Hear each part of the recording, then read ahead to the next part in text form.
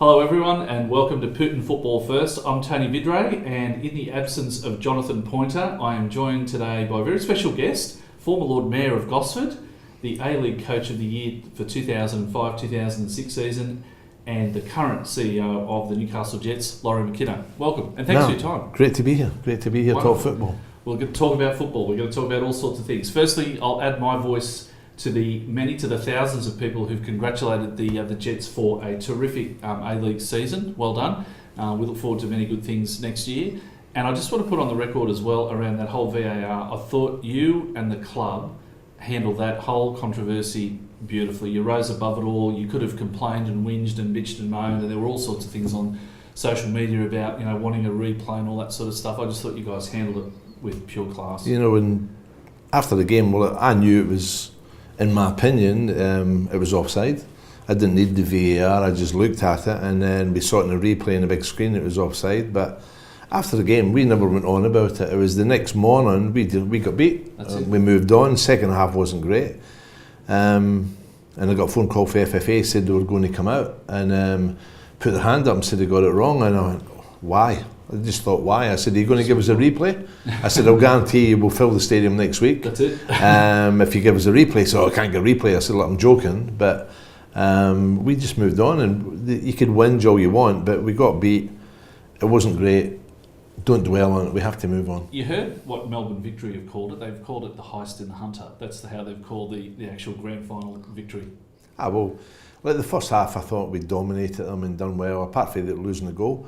Second half, they slowed the game down. They did everything to win the game. They did everything right. It was very hard to beat. They stopped that flow. We had the free flow in football going in the first half. Second half, it was stop, start, and it suited them down to T. I don't know whether I was a referee for 14 years and refereed not at the very, very high level. But one thing that annoyed me watching that game is the referees have got all of the Arsenal in their bag of tricks. They've got a whistle, they've got a yellow card, they've got a red card, and they've got their voice. They could have hurried the Melbourne Victory players along, and that's the part that annoyed me, that the ref just didn't see the what I call the dark arts, and didn't sort of act on it. And the big thing for me was I saw footage from behind the linesman, and he didn't need the VAR. He could clearly see there were three players offside. I don't want to get bogged down in the VAR, but this is the thing. I think the VAR is now making linesmen, or assistant referees as they call them now, lazy. They just sit there and they think, well, I don't have to call that. If I get it wrong, they'll just go to the video.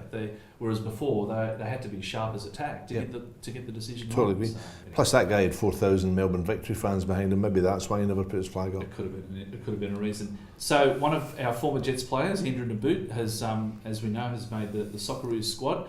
I just want to ask you about him and probably explaining to some of the fans of the Newcastle Jets, how does a player like that end up leaving a season, with 6 weeks to go? I can understand that if the Jets were coming dead last, they'd say, yep, go ahead. But if a team's involved in finals football, can't we say to these clubs, look, terrific, yep, we'll allow you to sign him and he'll go as soon as we finish with him at the end of the grand final, or as soon as we get knocked out? So the transfer window is one thing. So they have to move within the transfer window. With Andrew signed 2 years ago. He signed an average contract, which he was on. We tried to get Andrew to extend his contract in his first season, which he never. Right. He was gambling to go into the second season he would do well, which he did, and he did very well under Mark Jones, and he did better, and the team was better under Ernie as well. Sure.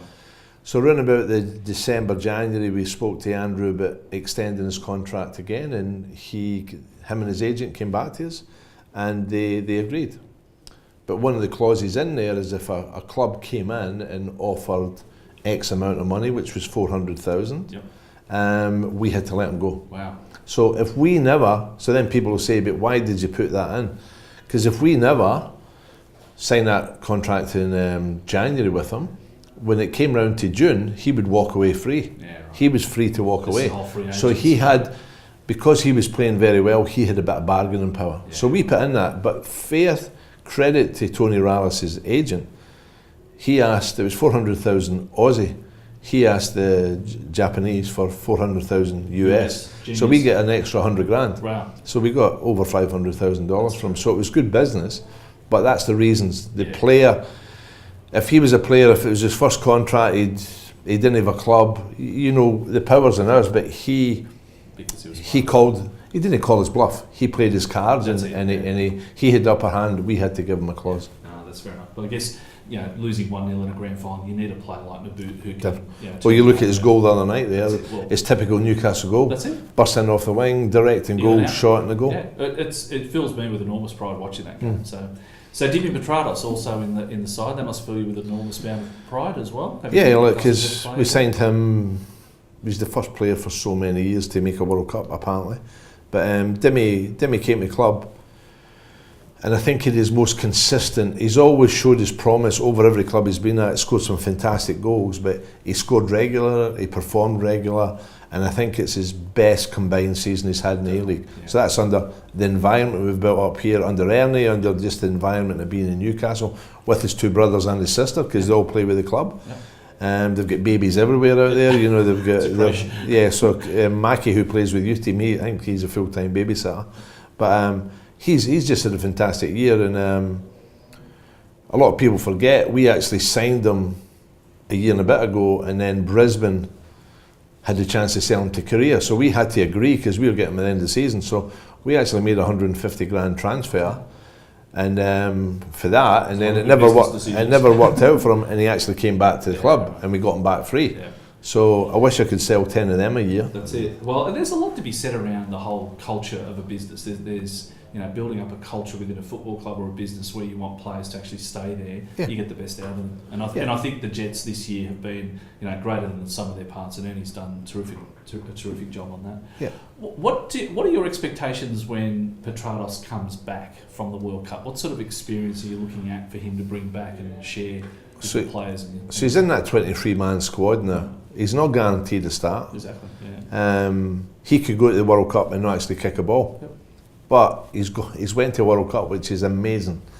But Dimi's on the outside. Dimi's a very quiet guy. Like he won, I think, 4 awards at a presentation night, and his longest speech was, "Yes, thanks very much." Every time we went up, he said the same thing, and that's him. In the dressing room, he's a lively figure. Yeah. On the park, he's a lively figure. But I think him making a World Cup, he'll come back. His chest stuck out. I think he'll lift to a different level, whether he plays or he doesn't play. Yep. I think he's more going to be a chance of coming off the bench to change the game, because he's got that X factor in that front third where he can score goals or set up goals. So I see him more used as that. Hopefully I'm wrong, and he's going to be starting. Especially if Australia don't get the results they need for the first 2 matches, and it's a foregone conclusion that we won't get to the final 16. Then Bert might be able to use some of these fringe players to give them a few minutes on the field in the third game. I agree with that, but he's not the coach ongoing for that. So if Graham Arnold was that coach, exactly, he'd be bringing, right, who's the next who's the next Socceroos for the next 4 years, and you definitely play all them. Yep. Bert's not that person. He's not that person. He's there to win games, and even if it's winning one game, he'll do what he thinks right to win that game. Yep. Not necessarily build on a team because it'll be a different era when Arnie comes through. Yeah, that's it. All right, well, let's go back to when you were a young lad, back in Scotland, watching World Cups from home. What do you remember? What are your impressions? Were you always quite happy when England got knocked out? Were you always cheering in the pubs with your mates? Never. I was never in the pubs because I wasn't a drinker. But we never qualified for that many World Cups. And then when we went to Argentina, let Archie Gemmels go when he jinked. I think it was against Holland. You know, that was amazing, like the full of Scotland. You think, because when Ali McLeod was the coach then, I remember we were on the march with Ali's army. Yep. He had his own song, it was on Top of the Pops. We were going to that and we're going to win the World Cup. The manager had Scotland thinking we were going to win the World Cup. Wow. And I think 60,000 people turned up at Hampden Park to watch them leave in a helicopter. Wow. And it was massive, it was huge. I think 300 people, mostly men, never came back for Argentina. Wow. So they went over there, they flew to America, bought cheap cars, drove down to South America to the World Cup, and they never came back. They never came back. They left their wives and the kids and the dole checks in Scotland, but a lot of them never came back. Wow. Because they thought, obviously found a better life over there. But that World Cup was a bit disappointing, but that was a highlight. And the context of the game was that Scotland had to win and win well. I think win by 2 goals or win by 3. And they were up 3-1. Archie Gibble's goal put them up 3-1. And then the Dutch scored 3 minutes later through rep. And even though Scotland won the game, it's one of those sad stories that they didn't make it through on goal difference again to the round of 16. Yeah, so that's probably the main highlight. Another one was just before I came to Australia in 1986. The Socceroos played Scotland over at Hampden. I think Davy Cooper, rest his soul, he passed away. He's a great Rangers player. He scored one of the goals, and then the replay, the second game was back at Olympic Park down in Melbourne. It was a full house, and I watched the game live. We were up at all hours in the morning. The full of Scotland was watching. Because the first leg was in Scotland. First leg was there, and Scotland went through. I think it was a tight game. It was a real tight game. Australia dominated down here, and they had guys like Joe Watson, who was Scottish, Jinky. He played, and I played alongside him in later years as well. The Australians had a real strong team, and I can remember that game because so many people in Scotland have got relations or family down in Australia. It was a real big thing in Scotland at the time because the game was in Australia. And back then too, there were a lot of Australian players who had roots in England, roots in Europe. Well, that's when I came out, because it was all British people that were coming out there, and it was all guys who were playing lower leagues in Scotland and England who came out here for the opportunity and the lifestyle. Even Arzani, who's made the Australian side, I had to explain to my family. Well, he was born in Iran, but he's made allegiances to Australia, and now he's playing for the Socceroos as well. Yeah, so in those days there were so many, and I had the opportunity to come here and play, and I came out for 1 year, and it's ended up 32 years. I'm still here. Can't get rid of me. No, it's terrific to have you here. So going back to the Australians and in the World Cup, what do you think are their chances realistically? I don't think anybody thinks they've got a chance of beating France. I think, and that's the first game, so that could make or break your World Cup. But there's no reason we can't get a result, and the coach will be going in with that. They'll be hard to beat.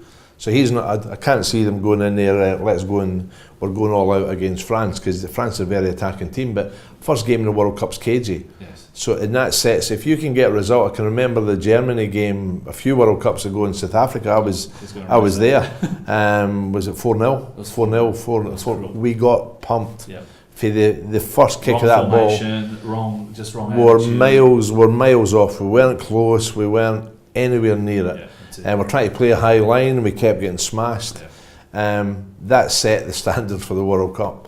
So the first game's an important one. And we were knocked out on goal difference. Yeah. In the end, like if it had been 3-0 or even 2-0, we could have advanced ahead of Ghana.